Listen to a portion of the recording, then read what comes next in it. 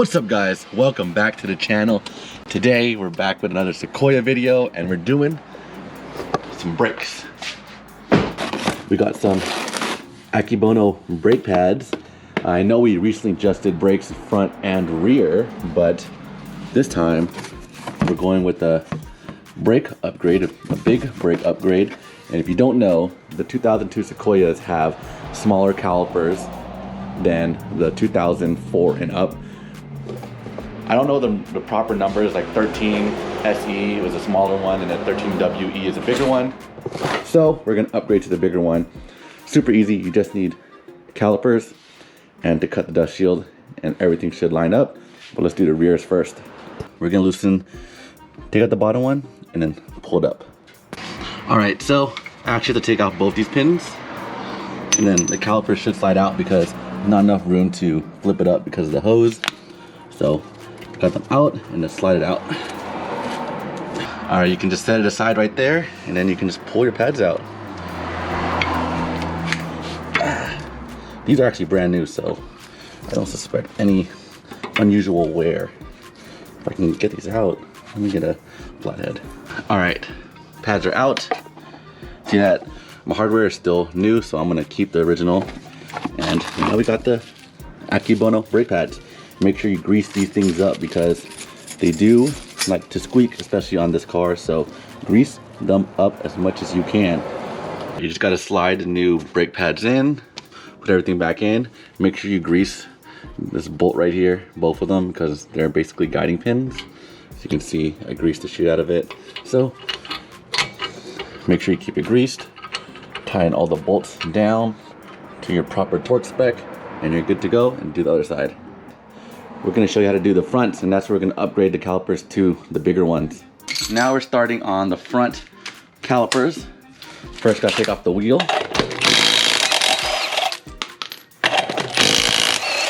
There we go. There we go.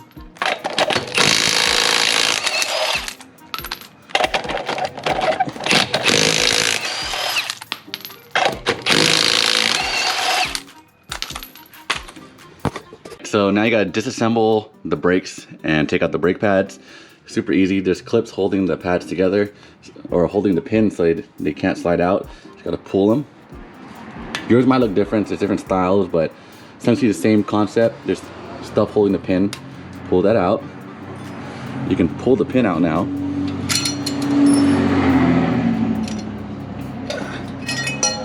This is the retainer that holds the brake pad in place. And then you can start pulling the pads out. But it's easier once you loosen the caliper in the back. And that is your trusty 17. You're gonna pull out these two bolts right here, and one at the top, right there. I can't see. Before you loosen these bolts all the way, you wanna loosen the brake line, and there's a bolt. It is a 12, that's right here, and it's holding the line to the spindle, so you can just loosen it, and then you can move the caliper out of the way. All right, don't forget to pull your brake pads out. It should be fairly easy and loose. Oops, almost dropped that on my toe. And now you can take out the final bolt, and I got this box right here. It's perfect. It came with a caliper, and you can rest the caliper on top of it while you work. See, just like that, it just stays there. And luckily, living in California, don't gotta deal with rust, so things are already loose. So we're just gonna pull this out. I don't know why there's a little striping here. I wonder if some rocks got in here or something happened. Let's look at the pads. The rotors are fine, they're brand new too, but don't see any reason it would leave that mark. So, probably a rock got in there. Anywho, let's take out the rotor, just slide it off. All right, so the hardest part about this whole install is that this caliper is actually too big. And what I mean by that is the dust shield is gonna hit. So what you're gonna do is kind of mock it up and see where you need to cut. And I have this tool right here that can easily cut through. I kind of know where to cut already since I did the other side, but the metal's not that strong, and you can see it cuts pretty easy. There we go. I did that with one hand, but let me finish cutting and I'll show you how much that I cut off. You can see how much I cut. It's not that much, and it's really easy. Thin metal. Make sure you grind it down. Have a little filer. Just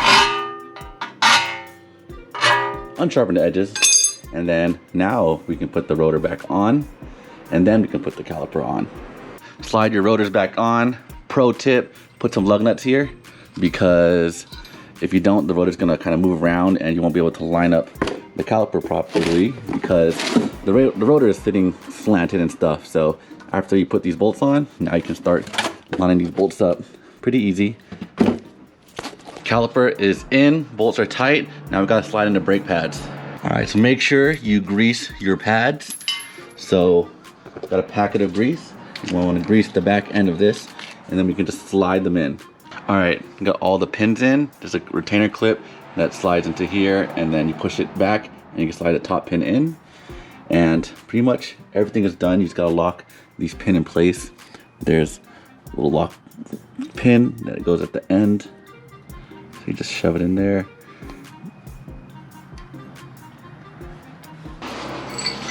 All right, so here comes the hardest part, which I wouldn't even say it's hard. I just say it's the scariest part, because you know, you're dealing with brake fluid, and brake fluid is very corrosive, and you gotta loosen this line. Put it over here. Of a line wrench, it is a 10.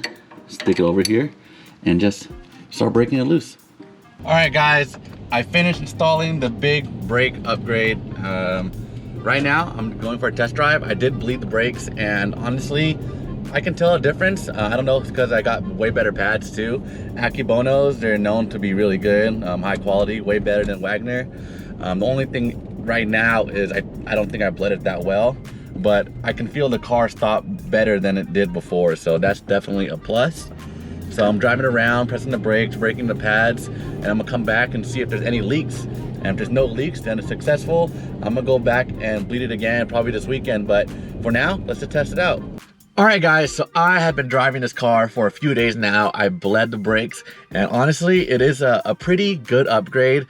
It's not like it's gonna stop on a dime. It's not like a big brake upgrade. You're upgrading from an older generation to the newer version OEM, so it's definitely great, especially if you're gonna tow. I have a lot more confidence in driving this car around. Like before, I would brake and I kind of would have to step on it kind of heavy, and it was kind of sketchy, and so now I can just press on the brake like driving like almost like a regular car. So definitely worth it to me. The calipers are about 80 bucks from O'Reilly's, so not too expensive. You can still reuse your old rotors. You just need to upgrade the pads. I didn't want to cheapen out because brakes are important and they keep you safe on the road, and I want this to be the most reliable tow car, and we're gonna go off-roading soon. So thank you guys for watching. I hope you learned something from this video. I hope you guys are enjoying the Sequoia stuff. So we're gonna keep moving with the Sequoia, and we're gonna go drifting next week with the IS300. So see you guys soon.